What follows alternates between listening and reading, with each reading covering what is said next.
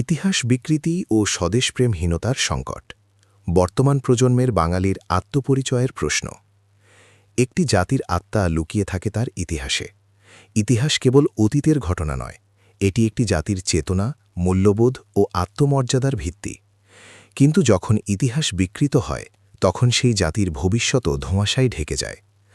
আজকের প্রজন্মের অনেকের মাঝে স্বদেশপ্রেমের ঘাটতি যে চোখে পড়ে, তার পেছনে ইতিহাস বিকৃতির বড় ভূমিকা রয়েছে। ১. মুক্তিযুদ্ধের ইতিহাস নিয়ে বিভ্রান্তি। ১৯৭১ সালের মহান মুক্তিযুদ্ধ বাঙালির শ্রেষ্ঠ অর্জন, কিন্তু দুঃখজনকভাবে এই ইতিহাস নিয়েই সবচেয়ে বেশি বিতর্ক ও বিকৃতি হয়েছে। শহীদের সংখ্যা নিয়ে কৃত্রিম বিতর্ক সৃষ্টি, স্বাধীনতার ঘোষণাকে ঘিরে রাজনৈতিক বিভাজন, মুক্তিযুদ্ধ বিরোধীদের পুনর্বাসন। ফলে নতুন প্রজন্ম বিভ্রান্ত হয়, কারা নায়ক কারা খলনায়ক তা স্পষ্ট বুঝতে পারে না।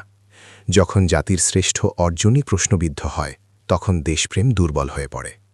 ২. ভাষা আন্দোলনের চেতনার অবমূল্যায়ন।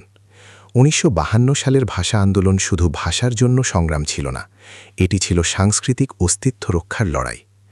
আজ আন্তর্জাতিক মাতৃভাষা দিবস বিশ্বব্যাপী পালিত হলেও আমাদের অনেক তরুণ তরুণী নিজের ভাষায় লিখতে বা বলতে সংকোচ বোধ করে।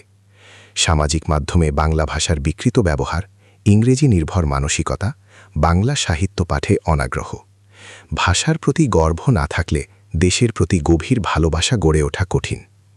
৩. ইতিহাসকে দলীয় দৃষ্টিভঙ্গিতে দেখা। ইতিহাস যখন নিরপেক্ষ গবেষণার বিষয় না হয়ে রাজনৈতিক হাতিয়ারে পরিণত হয়, তখন জাতি বিভাজিত হয়। এক দল একরকম ইতিহাস শেখায়, অন্য দল আরেক রকম। ফলে শিক্ষার্থীরা সত্য অনুসন্ধানের বদলে দলীয় অবস্থান শিখে নেয়।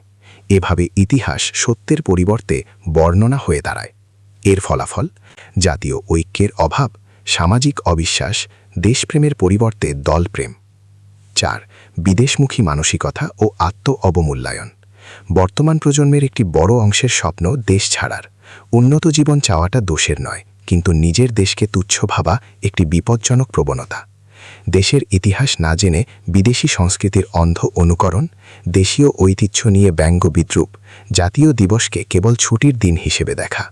যখন জাতির অর্জনকে হালকাভাবে দেখা হয়, তখন স্বদেশপ্রেমও কাগজি হয়ে যায়। ৫. সামাজিক মাধ্যমে ভুয়া ইতিহাসের বিস্তার। ডিজিটাল যুগে তথ্যের প্রবাহ দ্রুত, কিন্তু যাচাই বাছাই কম। ইউটিউব, ফেসবুক বা টিকটকের অর্ধসত্য তথ্য অনেক তরুণের কাছে চূড়ান্ত সত্য হয়ে দাঁড়ায়। ষড়যন্ত্র তথ্যের বিস্তার, ঐতিহাসিক ব্যক্তিদের নিয়ে অপপ্রচার, প্রামাণ্য গবেষণার অভাব। ফলে সত্য ইতিহাস চাপা পড়ে যায় আবেগতাড়িত ও বিভ্রান্তিকর বক্তব্যের নিচে। সমাধানের পথ: ১. নিরপেক্ষ ও গবেষণা ভিত্তিক ইতিহাস শিক্ষা। ২. প্রাথমিক স্তর থেকেই জাতীয় ইতিহাসের সঠিক পাঠ, পরিবারে ও সমাজে দেশপ্রেমের চর্চা, ভাষা ও সংস্কৃতির প্রতি গর্ব তৈরি, ভুয়া তথ্য যাচাইয়ের অভ্যাস করে তোলা। উপসংহার: স্বদেশপ্রেম জন্মগত নয়, এটি চর্চা ও সচেতনতার ফল। ইতিহাস বিকৃত হলে সেই চর্চার ভিত্তি দুর্বল হয়ে যায়।